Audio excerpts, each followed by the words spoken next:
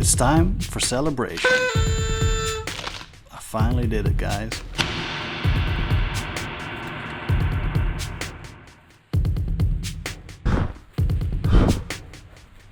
I've reached the monumental milestone of 10 subscribers. First off, I'd like to thank my subscribers. I think their loyalty deserves a reward. How about a face reveal? This seems to be the trend. Without further ado, this is my face. The face of my Rubik's Cube. Actually, there are 6 of them. I never really understood the hype. What would be more impressive is if I could reveal an infinite amount of faces. Unfortunately, I only have the one. I could train a StyleGAN 2 model and create an interpolation video with photos of my face.